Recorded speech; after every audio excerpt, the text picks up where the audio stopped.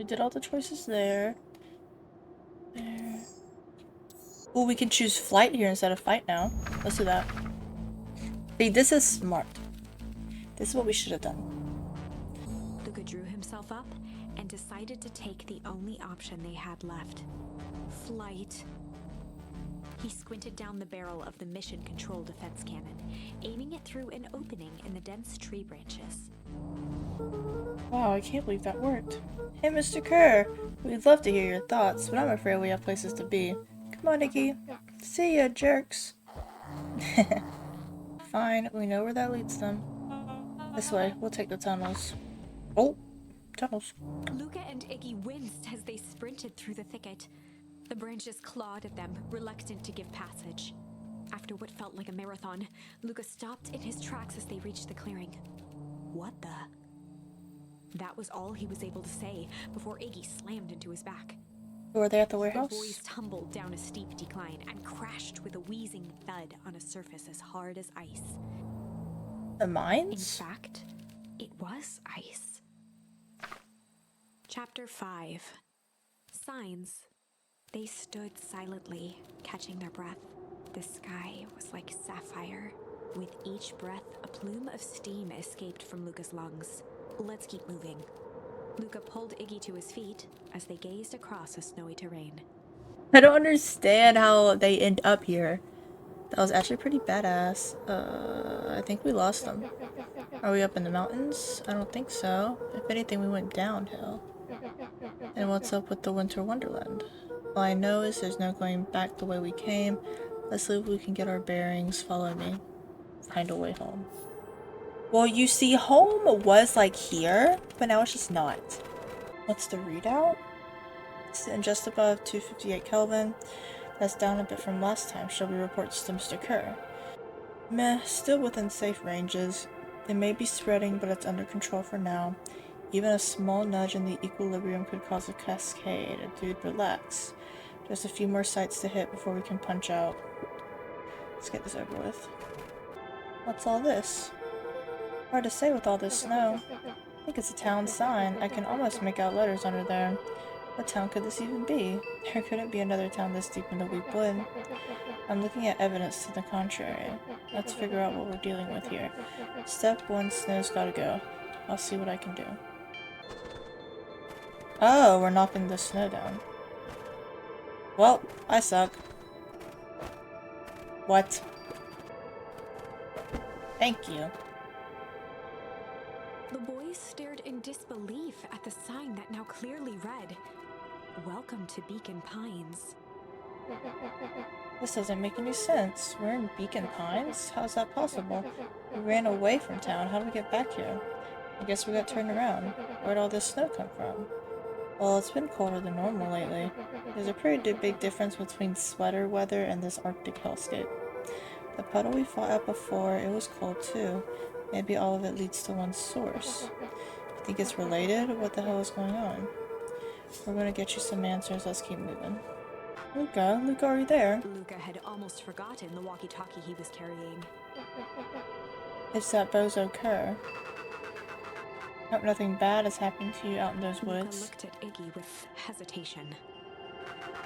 No need to be rude. With a resigned sigh, Luka responded. Seems like the only dangerous thing in the woods is you. He speaks, the young man of the hour. Now how in tarnation did you end up with one of our radios? Just lucky, I guess. Boy howdy, you Van Horns are full of surprises, aren't you? You knew my parents? I never had the honor of meeting your father, but your mom sure was a handful. Luka winced, shoving the walkie-talkie back into his pocket. We gotta keep moving. This stuff look familiar to you? Looks like the barrel of the puddle I shoved me into, yeah. Awkward. Look, we can't go this way. The fencing listened, each chain link encapsulated with a translucent layer of ice. We used to be able to go up here and it would lead to the dad's fishing spot in the treehouse. Looks like the stuff they put up around what? The stuff who put up? I don't know. It's all frozen. Looking down at the frozen stream, Luka could faintly see a school of minnows encased in the ice. Whatever happened here, it happened fast. The fish didn't even have time to run. Or, you know, swim run. Is this how the dad died? The crunching of footsteps trailing Luka went hush. He looked back to see Iggy's face twisted with confusion. Everyone's gone. What? There's nothing here but more snow. There must be an explanation for all this. We have to keep looking. You can look all you want. I quit? Iggy, we have to keep going. You don't get it, do you? This isn't one of your pathetic Hank Atomic stories. We aren't going to save the day. We aren't even going to save ourselves. My face is mangled. The town is destroyed and everyone we've ever known is gone. We don't know that. You can't just quit. Do whatever you want. I'm done. Iggy, it's gonna be okay. I don't think so. Looking upward at the darkening sky, he let out a long, foggy breath. Faintly, Iggy began to cry. Seeing Iggy in such a pathetic state gave Luka a sense of compassion and more than a little guilt.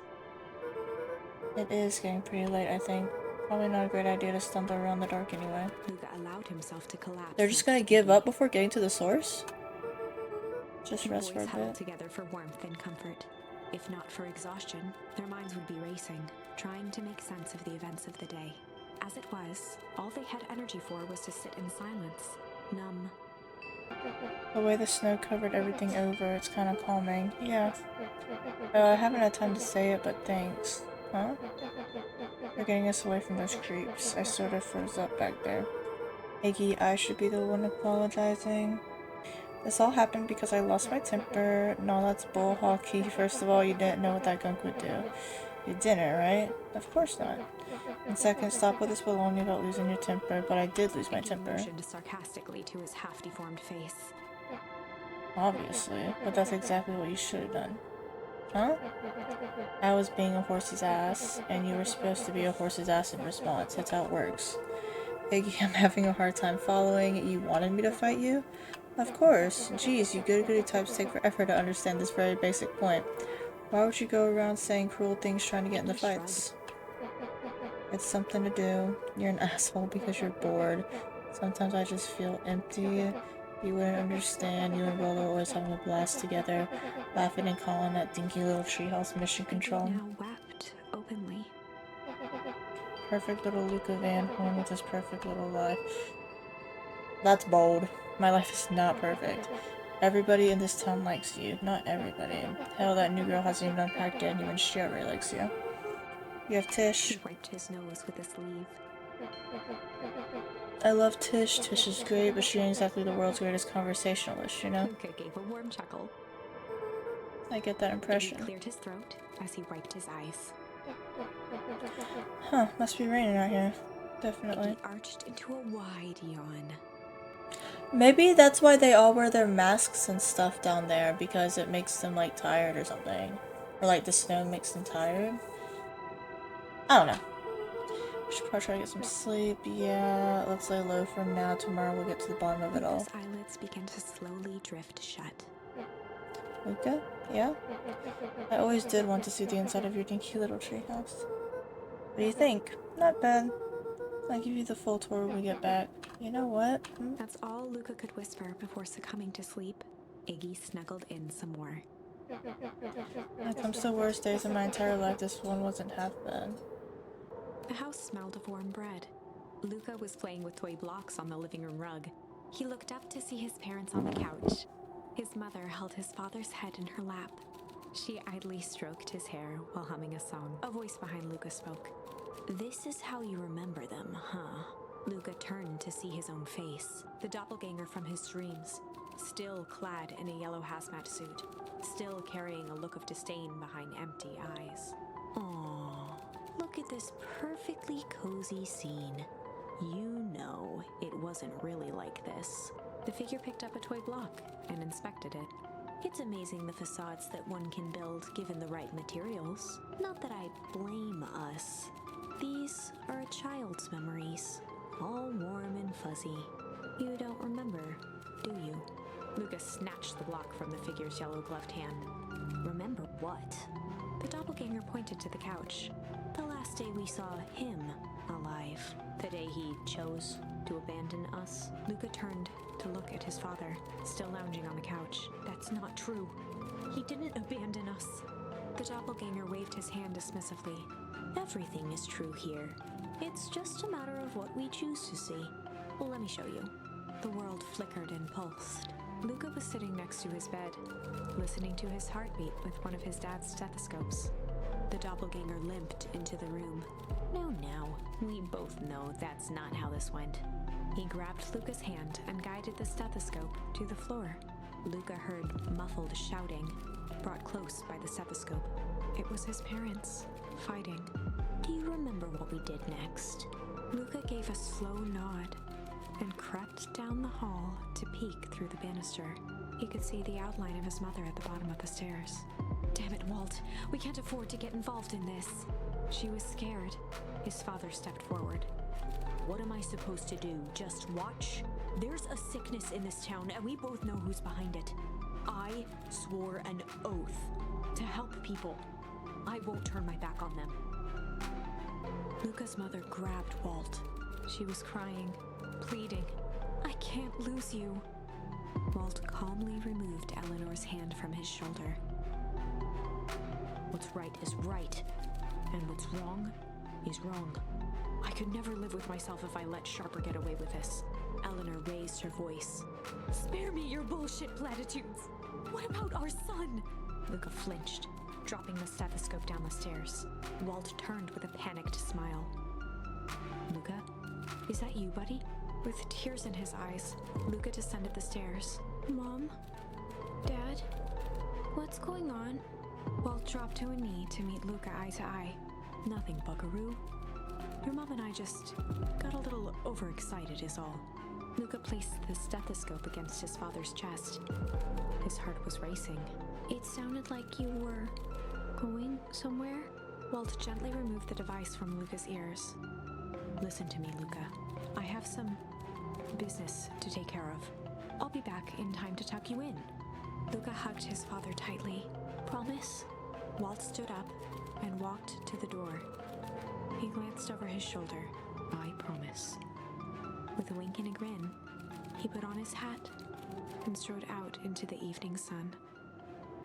Slowly raising one hand above Iggy, it snapped out 2 brisk raps on his head. From a deep slumber, Iggy sprang up defensively. Get your hands off Whether me. it was the calming presence or the recognition that he was not in danger, Iggy felt his clenched fists lower. Just what do you think you're doing? Luka looked up, gradually remembering his whereabouts. The figure exhaled a cloud of warm vapor. You two certainly have caused a lot of commotion. What's that supposed to mean? Take it easy, Iggy. We were asleep minding our own business. You're the one running around knocking on people's heads. Sorry if I hurt you, Iggy. You didn't hurt nobody. Anybody. Huh? Oh, I see. You think you're better than me, you. When it came to complete strangers, Iggy had trouble cobbling together an insult. You big-hatted, scarfy-necked furball. Okay, let's lower the temperature a bit here. Interesting choice of words. I mean, let's just all calm down. Who are you? A friend, an observer, a hitchhiker on the infinite expanse of possibility. Great. How about a name? If you must call me something, you can call me Nat. Iggy huffed with gratification. How about you make like a gnat and buzz off? Very well. Nat began to turn away indifferently. Wait. Do you live here? You might say that. So you know where we are. You might also say that. Look, pal, we just want to find a safe way out of here. You gotta help us or not. Before knowing how to leave, one must know where they are. Alright, that does it. Luka, I don't know about you, but I'm getting out of here one way or another. Iggy turned sharply and began to stomp off. Enough with the riddles, Iggy, wait up. Realizing he'd worn their patience then, Nat relented. Very well, suppose this isn't the time for metaphors. I'll show you how to get Luka back and home. Iggy turned around with hope in their eyes. Come here. Nat took a deep breath in. Close your eyes. Nat exhaled slowly, then snapped his fingers. Okay, open them. For a brief moment, Luka and Iggy let themselves believe that some great magic was about to unfold, until they opened their eyes and found themselves in the exact same place, cold and disheartened. This is your home. This is Beacon Pines. Look, Nat, we don't know how we got here, Maybe we stumbled through some time travel gate in Weepwood, or we teleported to some alternate universe, or this is all just some cruel experiment by Kern and his goons, but this is not our home. You're inching closer to the truth. Alas, the reality is much less fanciful. Just give it to us straight, so be it. As I said, this is Beacon Pines, the original true Beacon Pines. You both grew up here, but the town you've called your home for the past several years is a replica. A remarkable achievement of engineering, to be fair, but a replica nonetheless. That's impossible, it's too much work, you need a whole town to replicate a whole town. Indeed, to pull off such a feat would require immense labor power. That which could be moved would be moved. That which could not would require a precise duplicate. We would have noticed. Someone would have noticed. You think so? Unless the auditing was impeccable, a mind-numbing attention to detail. As for the innumerable trivialities which completed the tapestry, you can leave that to this miraculous thing we call a brain. It has a real aversion to discontinuity, a revulsion even. The brain has a wonderful way of smoothing out the rough edges, keeping us sane. Luka and Iggy looked around uncomfortably.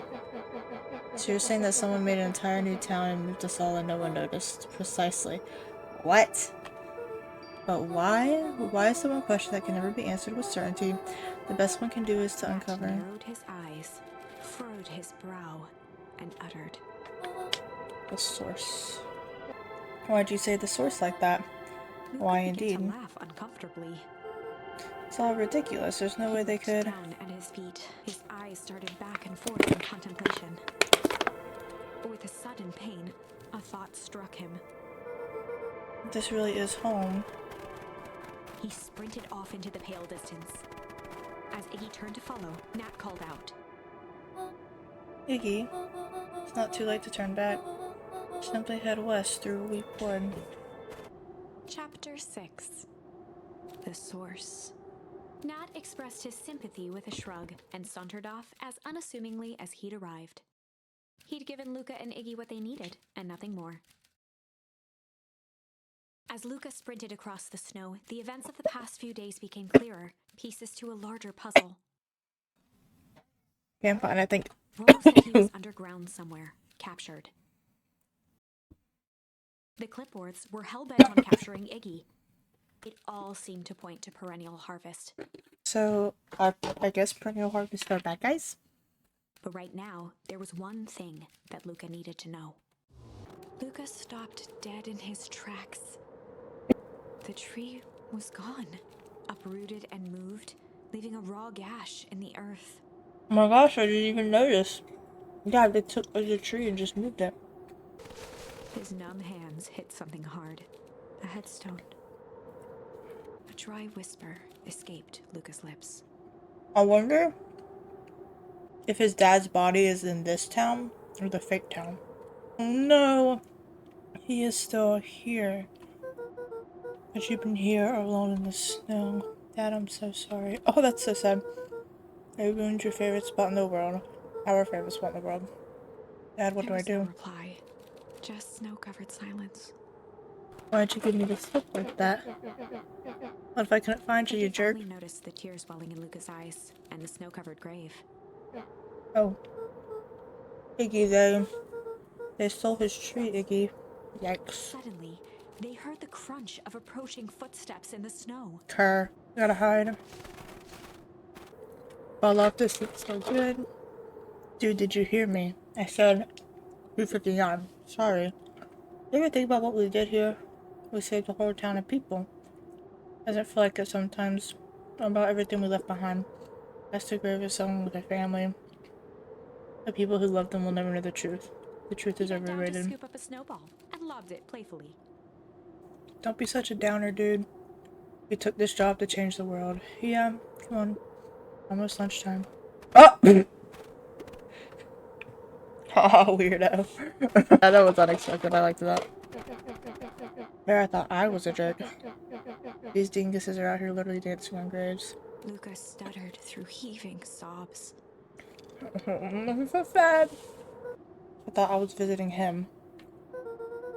Thought he was with me. Not gonna lie, that's a bad break. Here's some advice. Luka a solid smack on the back of his head. Hey! Who's in here that's helping? sitting here in the snow crying like some pushover who you're helping. And you look what they did, they lied to everyone, blah blah blah. Luka manholing you a whole lot of things, but you ain't no pushover. What I tell you before? If some jerk comes at you acting like a horse's ass, I should stand up for myself. Hell yeah. Her and his merry little band of clipboards pulled off this switcheroo for a reason, right? Nat mentioned something about a source. Proof that this source must be awfully valuable to perennial Fergus. Sure would be a shame if something unfortunate were to happen to the precious source, wouldn't it? What did you have in mind? If it's small enough to steal, we snatch it. If it's too big to snatch, we smash it. Well, if it's too big to smash. He flashed a mischievous smile and cracked his knuckles. I'm always up for a challenge. I'm gonna make this right, Dad, I promise. Let's do this. Locate the source.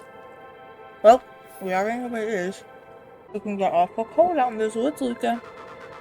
Probably best you two stay put and conserve your energy. Help's on the way. What if this is the good ending? Where's Rolo? Where's my mom? Did you kill her? Oh heavens, no. Do I seem like a killer to you? Luka shared a skeptical look. Oh, do I? Oh, shucks. Now that hurts my feelings. Screw that, Dad. I wonder what they're gonna do when they find the source. And if we'll get caught in the way. I mean, they could also, like, light it on fire. And not know that it's bad and then we all died, right? Wait a minute. If this is the original town, then that means... Iggy darted behind a large pine and began digging furiously. He emerged holding a shoebox with a crude skull painted on its lid. Matchbox. What's that? Long story. So a few years back, I came into possession of some premium GRAN'S fireworks. Not the wimpy firecracker stuff they give kids, the good stuff. So why'd you bury it under a tree? That's the long part of the story. Me and Rolo were doing some chores at Rolo's chicken coop. And guys pissed me off for some reason or another. Rolled his eyes with realization. Iggy did the chicken coop thing. No, you didn't. Iggy stifled a chuckle. Yep. I just wanted to give you guys a little scare, but like I said, these were some primo fireworks. So I might have underestimated things. You blew up the chicken coop. I prefer to think of it as an incendiary redecoration. But you should have seen the looks on your faces. Rolo got grounded for months. Which is why I needed to stash the evidence and lay low. So I buried them under that tree. But when I came back for them later, they were gone. Whoa! Figured some grown-up found them and tossed them. He triumphantly raised the shoebox. Turns out it wasn't the fireworks that got moved, it was us. Unbelievable. That is actually wild, though. Like, how do you move just life? Do you think this is a game? Newsflash, boyo, you're not a hero. You're a little brat who's in way over his head. A hero is just someone who refuses to give up. Comics these days are rotting children's brains. Everyone thinks they're a spaceman superhero. I was always partial to Hank Atomic myself. Is that so? You really think you have a chance against us? You have no idea how powerful we are. Prepare for blast off, loser. Yeah, this is bad. Don't know that throwing that into the source is gonna, you know, kill them. Freaking, just like this whole stinking place. Is there anything else I can explore? Luka and Iggy inched up to the edge of the hole with bewilderment in their eyes. Arctic air breathed out of the cavern in heaving gusts. Echo, echo, echo, echo. Whoa. I can see why they wanted to move us all out of town now. But why would they dig a giant hole? I think this is it. This is the source? The dang hole? How do we smash a hole? But it's much more than that, my young little friend. Hey! Where's Rolo? I wasn't on before. He's safe. Well, safer than you two, at least. Fair. Rolo might live. Drats, it's cold. You just had to drag me all the way out here, didn't you? Mr. Kerr gazed down the abyss in contemplation. It really is something, isn't it? What did you do to our town? What is all of this? Well, that's a doozy of a question. This is the source, where they collect the unrefined, Scratched the back of his head. Honestly, boys, I don't understand any of this well enough to explain it. Fact of the matter is, I'm not paid to know. What do you mean you don't know? Ain't you in charge? Oh, heavens no.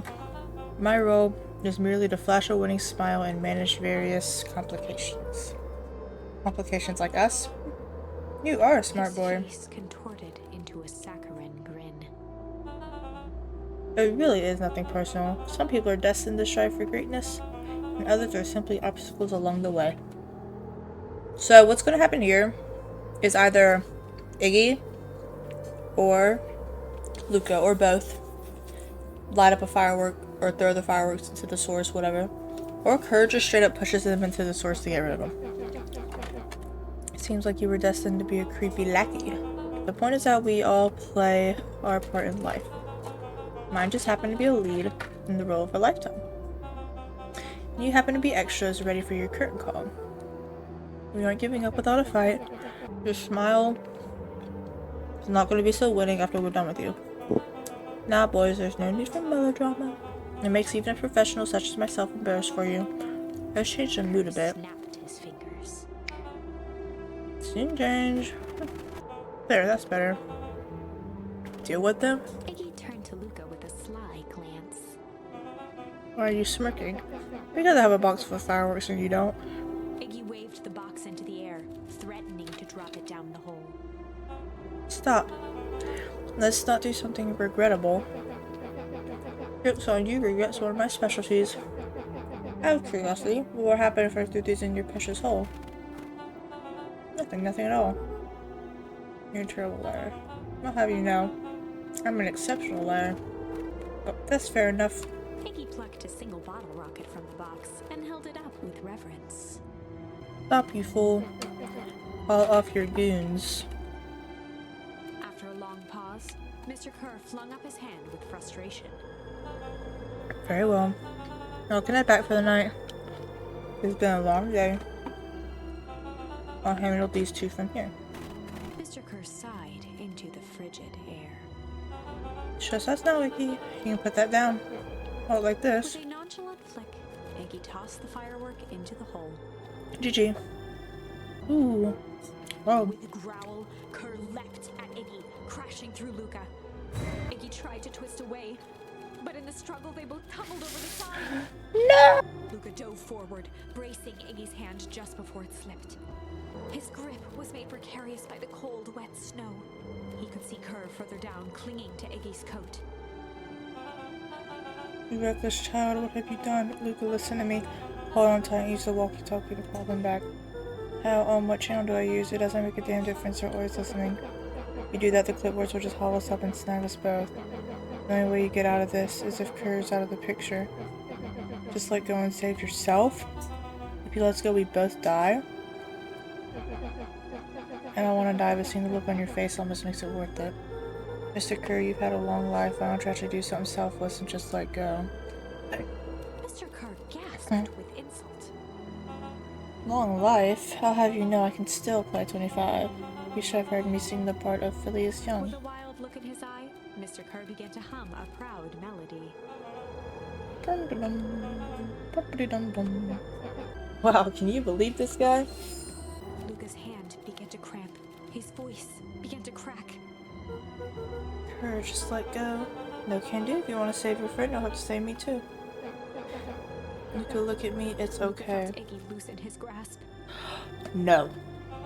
You aren't going to kill your friend like that, are you? Every muscle in Luka's body burned. I'm not his friend. Yes, you are. No, I'm just a no-good bully like you, Kerr. Iggy, Luka no. felt his hand slipping. And I told you what you need to do with bullies. I can't. It's your only way out of this mess. Two birds with one stone. It makes sense for us to fall together. Wackadoos travel in Calm packs. settled over Iggy's face. You can let me do Iggy's this. voice was colder than the bitter air billowing from the chasm. Let me do the right thing for once. Ooh, Luka had no choice but to refuse. Let's refuse. Luka had no choice but to refuse Iggy's request. He tightened his grip and reached for the walkie-talkie in his pocket. A wild delight crept onto Mr. Kerr's face. That's a good lad. Now, radio for help. Iggy begged Luka with his eyes one last time, but Luka pressed the button and called out. We need help. Mr. Kerr is in danger. It wasn't long before they were once again surrounded by clipboards. Mr. Kerr sighed with relieved frustration. There you are. You really are a worthless lot, aren't you? Mirror, now. A clipboard dutifully produced an ornate ivory hand mirror, and Mr. Kerr began preening his tousled hair. What a weirdo. Imagine almost dying and then you're like, oh, let me check my hair. Ah, that's better. Mr. Van Horn, I applaud your sharp thinking under duress. I'll put in a good word for you with the founder. Take them away. A swarm of hands overpowered Luka. The last thing he saw before a cloth bag was pulled over his head was the defeated look on Iggy's face. The end. Okay, but like, what happens after that? I think this was one of those times where doing the right thing was the wrong thing. Well, let's try accepting. Luka had no choice but to accept Iggy's request. Void, as his fingers slowly gave up, he met eyes with Iggy. Oh, it's heartbreaking, man. The two silhouettes were swallowed by darkness. But Luka still doesn't know how to get home. I feel like this ending just ends bad for everyone. Luka, you should really step back. What? Quickly. Wait, this might be the good ending. Because it iced, but like it didn't ice the town. You know? Curious. Ah, but of course, those fireworks of Iggy's must have been just the right amount of energy. Ah, not too much fire. We should get out of here before perennial harvest arrives. Not until you tell me what just happened. Your friend's sacrifice just saved this town. For a little while anyway. How? Tempest liquamine is a peculiar substance. It changed the relationship between matter and time itself, but doing so requires unfathomable energy. In a closed system, that energy can only come from its surroundings. A useful side product of this property being, by adding precisely the correct amount of energy to it, one can create a cryogenic cascade. So the gunk makes things cold, and the fireworks made the whole freeze over. That's one way of putting it, yes. As dumb luck would have it, the fireworks weren't strong enough to regenerate a runaway reaction. I shudder to think what would have happened in that We case. had some idea what that would look like. It'll take them a good while to safely break through and access the source again. You know all this stuff, why haven't you been helping? I have been, in my way. Each one of us has our role to play. Iggy's role, it turns out, was to buy us precious time. Mine has been to observe and wait. Wait for what? You. Me? Why? What's my role? A fierce twinkle flashed in Nat's eyes. Luka Van Horn, you're going to save the world? Yeah! With a chuckle, Nat turned and walked west. Dumbfounded, Luka followed behind him, trudging through the snow. Every step taking him further away from everyone and everything he knew, and closer to destiny. To be continued in... Huh? Beacon Pines, Pines Harder. That's gotta be a lie. Revenge served cold. Second time's a charm? Wait, that's it? This ends with a crummy cliffhanger just when it was getting good? I was even starting to like Iggy. No way. I refuse to be associated with some never-ending parade of sequels. Let's go back and find something more definitive. Wait, we've done everything. Wait, no, we got crooked. Where can I use crooked? Oh, I can hum here instead of weep. I wonder how that changes things. Wait, is this the... Surely this isn't, like, the last thing, right? Are we at the end of the tree? And in the stillness, he began to hum. After the death of his father, Luka had trouble sleeping. Each night, his mother would sit at the foot of his bed and hum a gentle melody. It was the only thing that could calm his mind, the only thing that, however briefly, could make it all seem okay. That melody pervaded every memory Luka had of his mother. Shivering in the raw snow, he began to hum it out loud. Gran lowered the torch, listening closely. As recognition slowly set in, her heart sank. Those countless nights of consolation, the incomparable loss they shared together. She let the torch fall to the snow and sizzle out. A few steps toward Luka was all she could bear before dropping to the snow herself. Through a flood of tears, she began to hum along, note for note. This is beautiful. Dude, why am I like about to cry right now? Luka lifted his head in astonishment. The last time he heard that melody was the last night he saw his mother. What do you know? I'm so sorry, my little buckaroo. Buckaroo. The only people who call me that are my dad and... Shut up. Gran is actually his mom? That makes sense because of the obituary of Juniper. What? Your mother. Luka blinked through blurry, watery eyes, trying to see more clearly. He could just make out the impression of a familiar face. He peered across the snowscape at the woman on her knees. Something about her was undeniably his mother, only smaller, older, changed. Mom? That's right, Buckaroo. Mom! Luka sprinted as fast as he could toward his mother. They held each other close, and the cold retreated from their bodies. Eleanor? Thought you were gone. Should have known I've never abandoned my son. Eleanor looked down at Luka, tightening her embrace in an appeal for forgiveness. How? You're a smart man, Joseph. I thought you would have placed it together right now. You were exposed. I don't understand any of this. What happened to you? You know what? Maybe she was like exposed to the source or the gunk or whatever. Because remember when it hit Beck and like turned her hair white right here? And you see Gran's hair is kind of miscolored? Nah, but that could just be old age. I don't know. Something happened. It seems like she aged. Where'd you go? Why'd you leave me? I never left you. I was always right here, Luka. Why'd you lie to me? You tore me up, Luka, but I did it to keep you safe. I thought that getting answers would help us both move on. But the more I discovered, the more I realized the danger we were in. Until perennial harvest was stopped, it was better if everyone thought it was gone. You could have trusted me. These are bad people, Luka. They won't stop until they get what they want. And they don't care who gets hurt in the process. Well, what do? We have to stop them. Joseph slumped into the cold, wet snow. They can't be stopped. This is too big. I tried beating them at their own game. I'm done fighting fire with fire. For the first time in a long time, her voice felt like her own again. No more lies. I see now there's a better way to stop perennial harvest, the cold hard truth. Luka gazed down at Nuncreed with pity. He looked small. Joseph stared into the snow, as if searching it for answers. Come on, everyone, we've got a party to crash.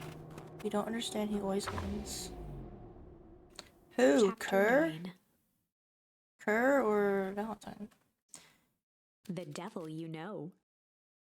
7 months ago, Eleanor Van Horn crept down the maze of sterile hallways under perennial harvest. She stopped in front of the large steel door marked Deep Engineering. No turning back now. She raised a trembling hand. The stolen keycard worked as promised, and the door buzzed open with mechanical efficiency.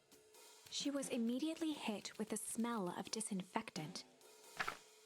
It was some sort of laboratory. In one corner was a desk covered in papers. Across the room stood a tall metal pod with hoses protruding from its base. She rushed to the desk and began shifting through the piles of papers. They were experiment reports on something called Tempus liquamen. There were dozens of them. Every one stamped failed. Eleanor heard the sharp echo of footsteps approaching. She was out of time. Her eyes scanned the room, eventually landing on the strange pod. Muttering a curse under her breath, she dashed over and dove inside. And that is what change is all about. Wait, so is this present day? Grabbing the future by the scruff of the neck and making things happen. Change is a choice. I'm tickled pink that we will all be making that choice together. How great is that? This man is a liar. Excuse me? I will not. Hey. This town has a dangerous secret and perennial harvest only exists to keep it hidden. Nonsense. They picked up the whole damn town and moved it right under our noses. You aren't making any sense, Mr. dear. Kerr addressed the crowd with a sarcastic tone. Imagine such a thing. It's absurd and just plain impossible. They promised they could fix the foul harvest. They told us they would clean this place up. We just had to leave town for a few days. So that's what happened when they left town. They just... Okay, I see. But while they had us evacuated, Mrs. Hartford, I'm afraid I'm going to have to ask you to... You're afraid of a lot of things, aren't you? You sniveling little worm. This is growing tiresome. A little help, please? Don't you all see? This festival is a sham. An excuse to have the whole town gather in one place. They're planning something awful. I don't know what, but these people are wicked. Don't listen to her. She has absolutely no proof. I am the proof. I'm Eleanor Van Horn. Whispers filtered through the crowd. Aren't you just sneaky as the dickens? We all knew Valentine's fertilizer was too good to be true, and now this whole town's paying the price. Ladies and gentlemen, I'm so sorry about this disruption. My associates will take this obviously disturbed woman somewhere comfortable so that she can get the help she needs. She's not the one who's disturbed. You two-timing clown. Yeah, not great. Yeah. You all know there's something wrong with this town. It was just easier to look the other way. The truth is... That's quite enough, Mr. Nuncreed. Torment dragged on Joseph Nuncreed's face. Yes, sir. Take them away. Whoa, so he's under the Valentine's spell or whatever? No, I want them to see this. Ah, the ever-temptitious Eleanor Van Horn. You've been quite the thorn in my side, like a weed that's burrowed in where it doesn't belong. I must confess He you look paused for a dreadful. moment, plucking a piece of fuzz from his sweater and discarding it to the ground. Consider yourself in rare company. You've managed to pull one over on me. It won't happen again. I knew you had some sort of plan to disrupt our little party, but alas, I expected something a bit more impressive than incoherent rambling. No matter, your failures are yours to bear. Mr. Kerr? Yes, sir. This shame was cut short, but I thank you for that rousing oratory. I will take it from here. Yes, sir. Of course, sir. You have done quality work for me, William. You can look forward to the recompense we agreed on. A bow of deference. Founder, you're most Gasps rippled gracious. through the crowd. Thankfully, we can dispense with the formalities from here on out. Solomon pulled a glass vial from his pocket. In one smooth motion, he downed its contents. A triumphant smile grew across Solomon's lips. You can all call me Sharper Valentine. So that gunk or whatever, the goop messes. Maybe if you consume it or something, it messes with your age. Because okay, if he's saying he's Sharper Valentine, I assume he's about to transform into Sharper Valentine. Then that means he drank it and made him younger. Eleanor drank it and it made her older. Let's just see what happens. His body and face began to contort and expand as he disappeared into a belching green mist. Fairly odd parents. A hushed horror gripped the crowd. This is a story about change. What? No. Oh, so you didn't see that coming. Good. Sharper examined his new hands. Well, this is quite the improvement. Everything looks so much smaller now. Eleanor was right about one thing. This festival was a ruse. I wanted you all to witness my glorious return with your own eyes. Bro's full of himself. Why does everyone look so downtrodden? This is a celebration, people. Maybe it would help if we set the mood. Mr. Kerr, be a dear and reveal the sign. Huh, wonderful. Sharper choked out a crude squawk of a laugh. Frustrated grumbles sprinkled through the crowd. Sharper, you malicious bastard. Wait, we got another charm. That means the story doesn't end here. Maybe. I'm glad you're back so I can tell you to your face. You destroyed this town. We ain't gonna let you get away with it again. Sorry, this is not the time for audience participation. Some assistance, Mr. Kerr? Gave a subtle nod to the clipboards. Does anyone else have something to contribute? Quiet settled over the crowd. I thought so. Did you all truly believe you could be free of me? A town of complete and utter fools. You people should be celebrating my return. You're clearly lost without me, and that leads me nicely to my children. Daddy? Why does the mayor look older than his father? I gave you both the greatest gift a parent can give, the opportunity to prove yourselves in my absence. Squandered. Say I'm disappointed would be an understatement, but I silence Augustus, an adult is speaking. I don't know which is worse, a son who's completely hopeless or a daughter with such potential who inevitably lets me down. Harris, you fail me with admirable consistency. Thankfully, I was counting on it this time. Father, I've been wasting my time, dear. What have you accomplished? I was focused on cementing our legacy. A legacy? Who needs a legacy where you can just live forever? Is that what the gunk does? Makes him live forever? I'm confused. But what about... It's alright, kiddo. I'm afraid you suffer from a complete lack of imagination. There's just no helping it. Now then, where's Joseph? You didn't take the opportunity to slip off, did you? Oh, there he is. Everyone should give him a hand. None of this would have been possible without Joseph. I think you said enough. Nonsense. The people deserve to know how helpful and loyal you've been. I only did what I did because you left me no choice. You always had a choice, Joseph. You were simply too weak to take it. Matter, cheer up. You're about to be rich beyond your wildest dreams. You should follow Mr. Kerr's example. When I found him, he was in a sorrier state than any of you. An aging actor desperate to recapture his youth. He played his part and soon he'll be able to play the leading man again. Forever, in fact, if he remains loyal. That goes for all of you. Well, those who haven't already frittered away my goodwill. PINES is mine again, and I'm willing to share its spoils in exchange for absolute loyalty. Are you saying William Kerr was never in charge of Perennial Harvest?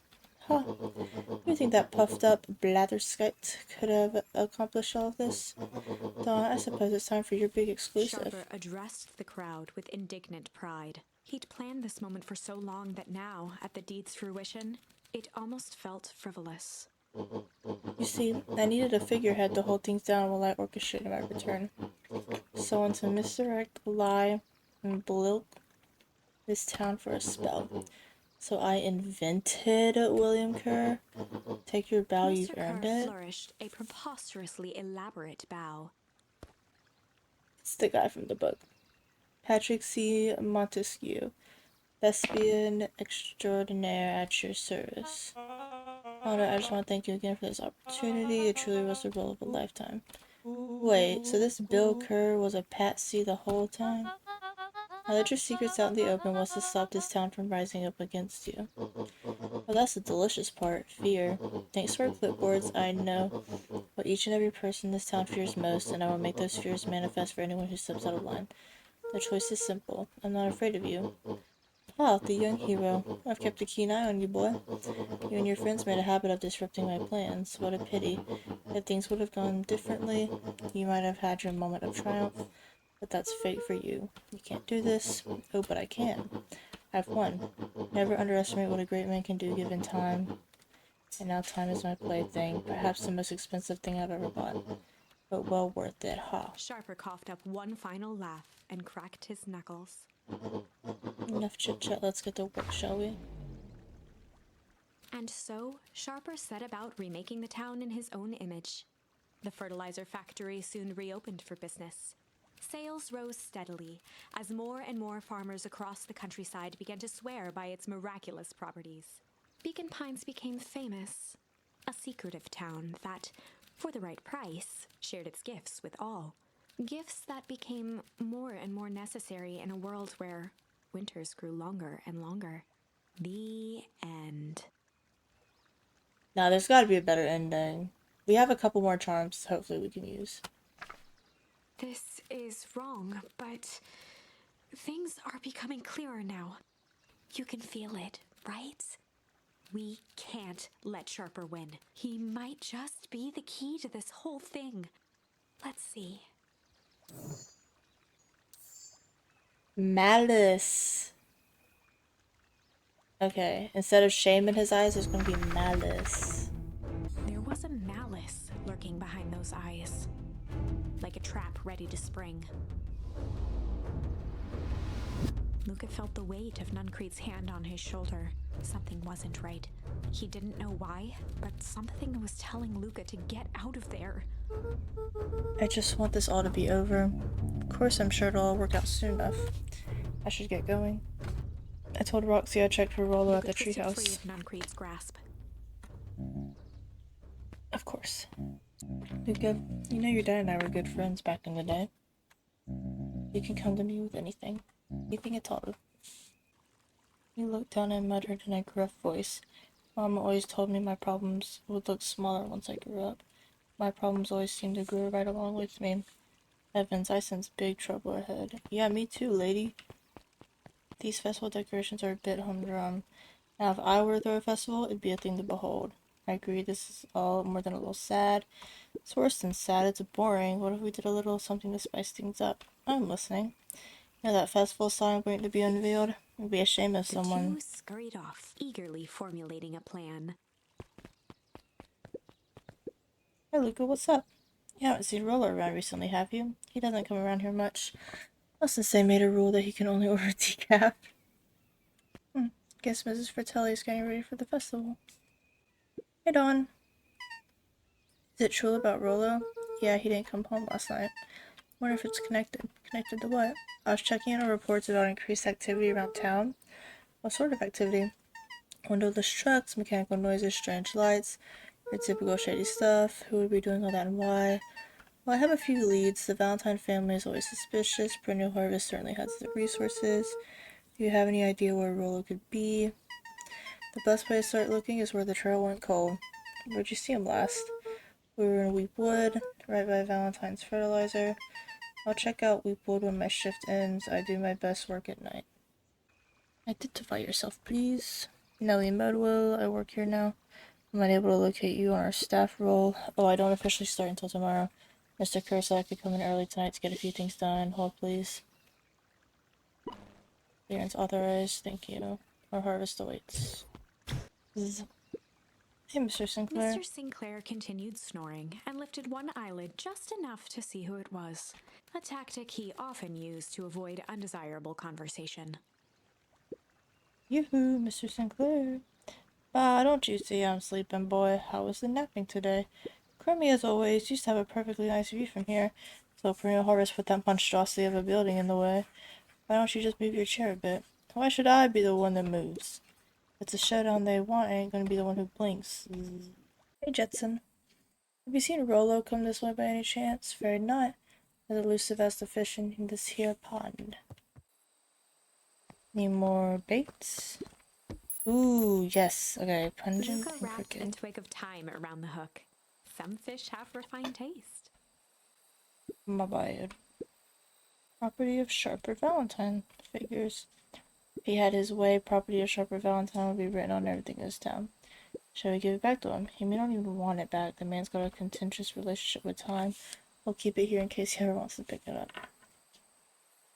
Looks like I'm missing one more charm after the crooked one. Luka tied a bent nail onto the line.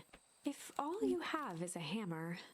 It's a photo of you and Uncle Joseph. Let me see that. Huh, look at these two young fools. How did it end up at the bottom of the pond? Who can say? Some things are just hard to explain. I miss Uncle Joseph. How come he doesn't come fishing with us anymore? He's busy with his new job at Valentine's. What's a new job got to do with him fishing with us? It's complicated. Like I said, some things are hard to explain. Oh, there might actually be two more charms. I wonder if I'll get them all. Rolo? He aired a long holler into the woods. Rolo! Rolo, wherever you are, I hope you're Luka okay. felt his eyes getting heavy and plopped into the beanbag. He conceded to its lumpy embrace. Once Or again, another dream. Luka found himself in a vast black expanse. This time, he knew exactly where to go. He took a single confident step forward. The world flickered and pulsed. He found himself standing in front of the frigid air of a blazing campfire. The source. He plopped down cross-legged and gazed into the cold flame, waiting. Soon enough, the fire began to die out, popping sporadically, until all that was left was a single ember. Luka stood up and dusted himself off. He plucked the glowing ember from the cold ash, examined it, and slid it into his pocket, a keepsake. The voice of his father spoke behind him. "You made me proud, Buckaroo." Luka turned to face him. "Dad, what is this place?" A warm grin grew across his father's face. "A place where everything that has been and everything that could be all wait together." "Wait? For what?" Another voice spoke out as Luka's doppelganger stepped forward. "That's up to you." Without knowing why, Luka began to weep. Is any of this real? Are you real?" Luka's father bent down to smudge away a tear. "Of course. I'm as real as the part of you that misses me." Luka turned to look at the older version of himself. "And you?" The doppelganger choked back tears. "I'm as real as the part of you that's angry he's gone." Does that make sense? Through his tears, Luka laughed. "I think so." His father pulled him in for an embrace.